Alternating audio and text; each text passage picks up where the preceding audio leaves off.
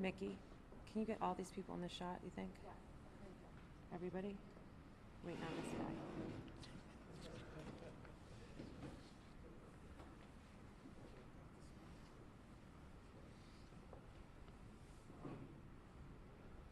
Good. Good? Okay. Good morning. Thank you all for coming. I'm Deb Ryan, the District Attorney of Chester County. Today, we announce the arrest of Nidira Smith of Philadelphia, age 39, for the murder of 21-year-old Jawine Evans, a student at Lincoln University. Smith was also arrested for the stabbing of two other students here at Lincoln, Eric Dickerson and Clifton Walker, each 22 years old. The defendant is charged with murder in the first degree, murder of the third degree, possessing an instrument of crime, aggravated assault, and related charges. She was remanded to Chester County Prison last night after arraignment without bail due to the nature of the offenses. The information that we can share at this time includes the following allegations. On February 16th, 2022, Lincoln University Police were called to the Living and Learning Center, also known as the LLC, at 9:14 p.m. for the report of a fight. When police arrived, they found Jawine Evans in a grassy area outside of the dormitory with a knife wound to the neck and two other victims with stab wounds. Mr. Dickerson sustained a knife wound to his upper right arm, and Mr. Walker was stabbed in the back near the base of his neck. EMS and paramedics from Oxford Fire Company responded to the scene, where they pronounced Evans dead. The other two victims were transported to Christiana Hospital, where they were treated and released.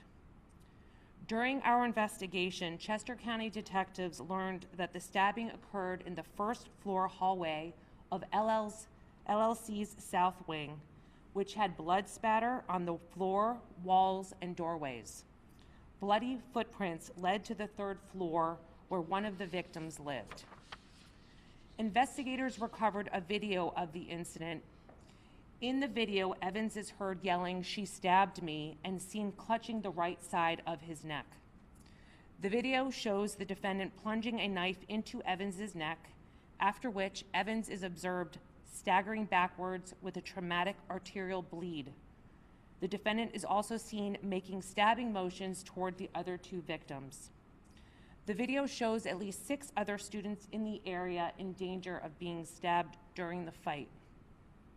Witnesses were able to identify the other people present in the video, including the brother of the defendant, who is also a student at Lincoln University.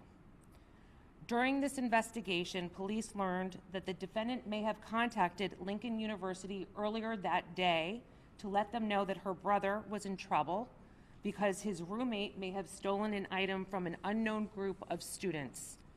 She also stated that the family was coming to Lincoln University.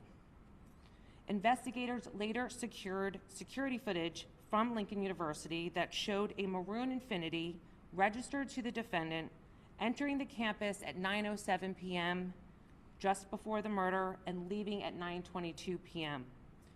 The Philadelphia Police Department located the Infiniti in the 7100 block of Ardley Street in Philadelphia on February 17, 2022, and placed it under surveillance. That same day, Philadelphia police, along with the Chester County detectives, executed a search warrant at a residence at Ardley Street. They found blood-stained clothing consistent with the clothing the defendant was observed wearing during the incident involving the murder. Detectives recovered a set of knives from the defendant's home, where one knife was missing.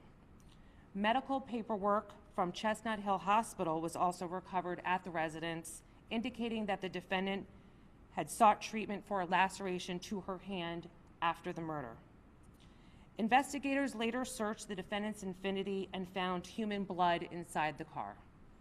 An autopsy was conducted on February 18th of this year, and the cause of death was determined to be sharp force injury. A preliminary hearing is scheduled in this case on March 8th this year in Oxford. This is a parent's worst nightmare. We send our children off to college for them to grow, to become independent, and to become productive members of our communities. Losing a child in a senseless and tragic incident like this is devastating not only to the families involved in this incident, but the entire Lincoln University community, students, staff, and parents. They all believed that this campus was a safe place. Jawine was a senior at Lincoln University, due to graduate in May, and had his whole future ahead of him. He has been described as charming, intelligent, and caring, and wanting to give back to his community. Now his family will never be able to see him grow up to fulfill all of his promise. This truly is an unimaginable tragedy. We extend our deepest condolences to Jawine's family and the other victims' families, as well as to the Lincoln University family. And my office will do everything in its power to prosecute the defendant to the fullest extent of the law, to bring justice to Jawine Evans' family and everyone else involved. In conclusion, I want to give thanks to the Lincoln University Police Chief Mark Pardee, Philadelphia Police, the Pennsylvania State Police, the Oxford Fire Company, and especially our Chester County detectives, including Chief Dave Sassa, Lieutenant Bob Doherty, Sergeant Tom Goggin, Detective John DiBattista, and our prosecutors who've been working on this case, First Assistant Mike Barry and Assistant District Attorney Alyssa Amoroso. All of them for their collaboration, assistance, and tireless work on this case. Anyone with information in regard to this investigation is asked to contact Detective DiBattista at 610-344-6866. Our investigation is still ongoing, and we ask the public, if they have any further information, to please share that with us. At this time, I have no other comments to make. I thank you for your attendance. If there are any questions, I'll take some questions. How did someone that's not a student or faculty get on campus? Did she show ID at the gate, and that's one of the ways that you guys were able to locate her after? I'm going to defer to Chief Pardee for that. He can talk about all the security measures taken at Lincoln University. So we treat close family members as extended members of the community. When they came to the gate, they presented their identification, verified their student's information, and let us know that they were coming to pick up their student. At that point, they were allowed on the campus. So was she a former student as well? I have no information in reference to that. Do you know if she was on campus often? I would have to go back and look at the records, but I couldn't tell you that. Should other students, parents, families be concerned after an incident like this? I mean, this is pretty traumatic and scary, I'm sure, for the other students on campus. So there would be two ways that people would be concerned. One, if there was a breach of the security of the campus. I look at this as a breach of the trust of an extended community member for our Lincoln University community. We look at our family members as those who would come and help nurture the students, and in this case, this was not done. We attempt to do the best that we can to secure the campus with still holding it as a college experience. We would never want to put safety and security over the experience that our students would have. Do you plan on changing the security protocol at all after this incident? So what we will do is a comprehensive review of the whole incident to see if there's anything that we can do in terms of best practices across the field with the help of all of our resources to make sure that we are doing the best that we're doing. We are trying to be as technologically advanced to make sure that we have all of the information that we have, and we will continue to do that. Is there any information on Chief, the crime that allegedly she speculated that occurred that brought her here? So that's still under investigation. I'm not going to speak on that. More information will come as the investigation unfolds.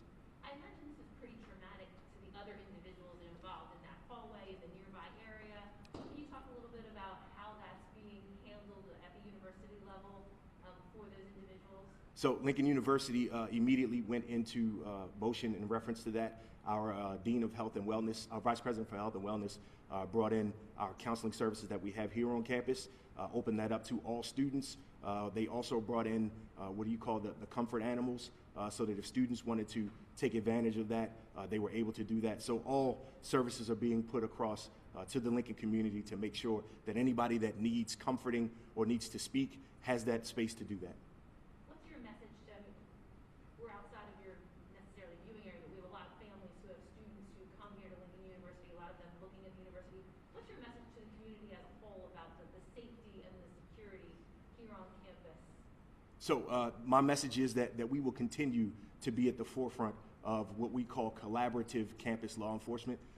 We attempt to educate first, and that's the way that we seed accountability throughout the fabric of Lincoln University so that everybody is participatory in keeping themselves safe. For the family member that she came to protect, defend, however she described it, what's going on with that student? Is that student just still here? Are they being, threatened or, feeling unsafe themselves now after everything?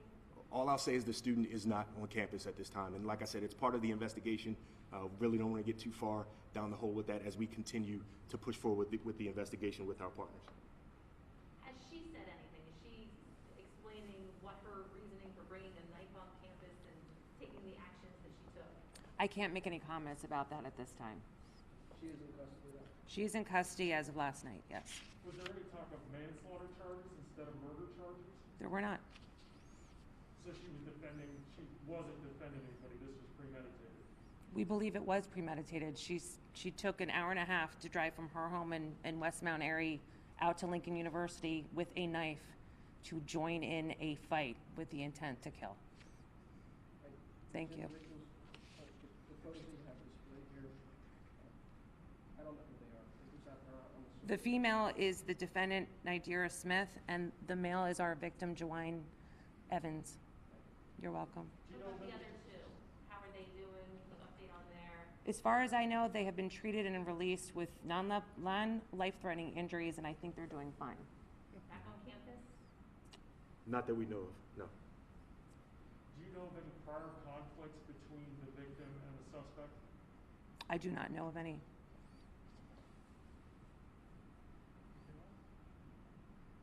Okay, thank you very much, everyone.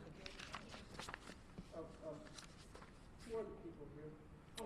Yeah, can you say your name and dispel it for us? My name is Mark, M-A-R-C. Last name is Partee, P-A-R-T-E-E. I'm the Chief of Police and Director of Public Safety at Lincoln University. The rest of the staff is Well, this is Chief David Sassa from the Chester County Detectives, and I'll let everyone else introduce themselves along the line. I'm Michael Barry, B-A-R-R-Y. I'm the First Assistant District Attorney. Lieutenant Bob Doherty with the Chester County Detectives. I'm Sergeant Tom Goggin, Chester